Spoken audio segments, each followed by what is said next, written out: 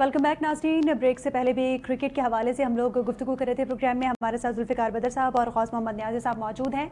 गौस साहब, आपसे ये जानना चाहूँगी कि हमने देखा कि भारत की टीम पाकिस्तान नहीं आई खेलने, तो इस हवाले से मियां मोहम्मद नवाज शरीफ भी कोई इकदाम कर सकते थे।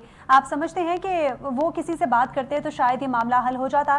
क्योंकि हमने माजी में भी देखा कि मियां साहब के इंडिया के जो कुछ पर्सनालिटीज़ हैं, कुछ ताजिर हैं और कुछ बड़ी बड़ी हस्तियां हैं, उनसे बड़े अच्छे ताल्लुकात हैं, बड़ी अच्छी दोस्ती है। तो क्या मियां साहब कोई किरदार अदा कर सकते थे इस मामले में? देखो जी, मियां साहब इस वक्त किरदार में तो नहीं है ना। मियां साहब की पार्टी की हुकूमत है और शहबाज शरीफ साहब वज़ीर आज़म है। ज़ाहिर है वो हो सकता है उन्होंने कोई अपने तौर पे कोशिश की हो, लेकिन मसला शायद नहीं हल हुआ। बल्कि बाज़ दफ़ा ये भी होता है ना, अपने मुल्क का एक वक़ार भी बरकरार रखना होता है। हम क्यों खामखा मिन्नतें करें? कोई पाकिस्तान एक सोवरेन कंट्री है, ये तो म्यूचुअल कॉपरेशन से होता है ना जी।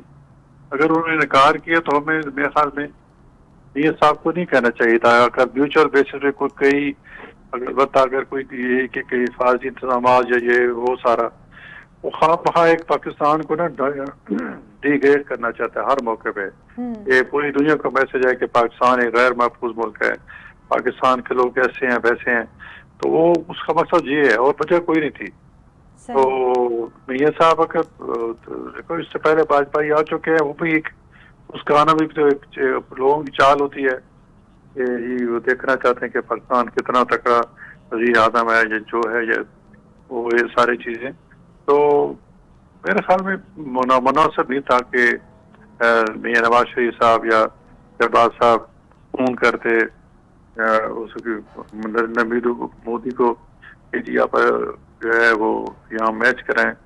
तो मेरे ख्याल में ये बिटवीन टू पार्टीज था, इंडियन क्रिकेट टीम बोर्ड और हमारा पाकिस्तान क्रिकेट बोर्ड टीम के दरमियान मुज़ाकरात थे। तो अगर दूसरे एक दूसरे को कायल नहीं कर सके तो उसमें मेरे ख्याल में, क्योंकि इसमें काफी रिस्क होता है। सही। हाँ जी, तो वो मेरे ख्याल में मियां साहब को फोन नहीं करना चाहिए था। ये अगर कर भी लेते तो मेरे ख्याल मुनासिब नहीं था। सही। फिर मियां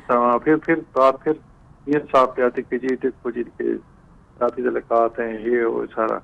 तो जो हो गया ठीक हो गया। पाकिस्तान खामखा क्यों अपने जिम्मे खामखा एक ले मतलब हेडे को खुदा न खासा को मिसहैप हो ही जाता है तो कहेंगे जी देखो जी जानबूझ के किए गए।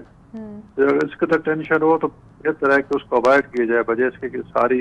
अब देखो बाकी दूसरी कंट्रीज की जो टीमें आई हैं तो उनको पाकिस्तान फूड प्रूफ सपोर्ट ही दे रहा है, तो काफी कुछ पे खर्च आ रहा है। इंडिया के तो और ज्यादा शायद चाहिए था।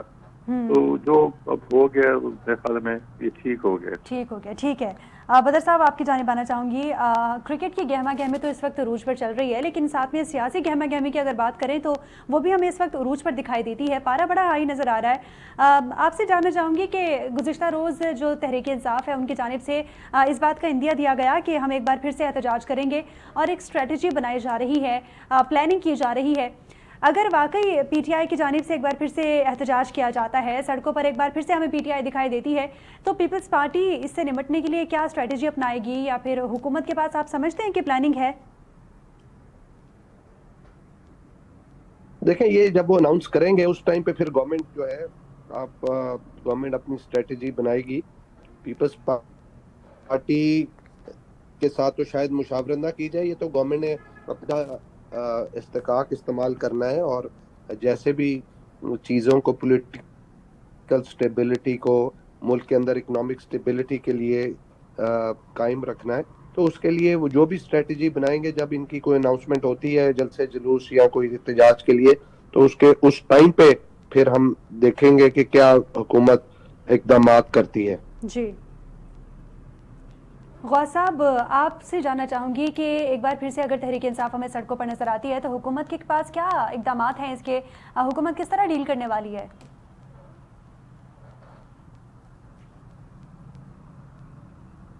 जी गौस साहब।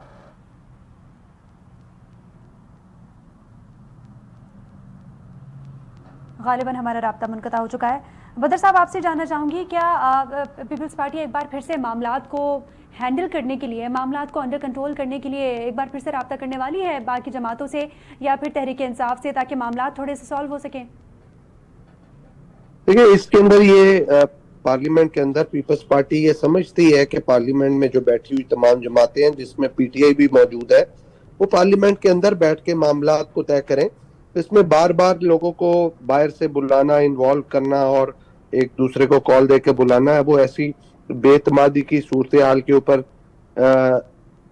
हम नहीं यकीन रखते। हम समझते हैं कि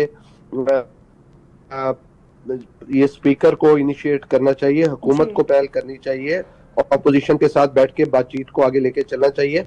और पीपल्स पार्टी से जो भी हो सकेगा, जो भी रोल प्ले करना पड़ेगा पॉजिटिव मामलात को हल कराने के लिए, पीपल्स पार्टी अपना रोल प्ले करेगी। ठीक है, पीपल्स पार्टी अपना रोल प्ले करने के लिए तैयार है। बहुत शुक्रिया जुल्फ़िकार अली बदर साहब, और साथ ही मुस्लिम लीग नून से ख़ास मोहम्मद न्यासी साहब भी हमारे साथ मौजूद हैं। मेहमानों का बहुत शुक्रिया, आप दोनों ने अपना कीमती वक्त दिया। नाज़रीन, हाई वोल्टेज टाकरा जो कि पाक भारत के दरमियान जारी है और क्रिकेट की गहमा गहमी हमें उरूज पर नज़र आती है। साथ ही अगर पॉलिटिक्स की बात की जाए तो सियासी जमातें भी इस वक्त हमें पॉलिटिक्स करते हुए दिखाई दे रही हैं। और तहरीक इंसाफ ने गुज़िश्ता रोज़ ये क्लियर तौर पर कहा था कि वो उनके अगर मुतालबात नहीं माने गए, जो कि नहीं माने गए डेफिनेटली, तो वो सड़कों पर एक बार फिर से निकलने का ऐलान करते हैं। लेकिन हुकूमत की जानिब से कहा जा रहा है कि उनके पास स्ट्रैटेजीज कंप्लीट हैं। अगर तहरीक इंसाफ सड़कों पर निकलते हुए दिखाई देती है तो हुकूमत बहुत अच्छे से हैंडल कर सकती है। और पीपल्स पार्टी का ये मौक़िफ़ है कि वो पीपल्स पार्टी हुकूमत के साथ ही खड़े होते हुए हमें दिखाई दे रही है।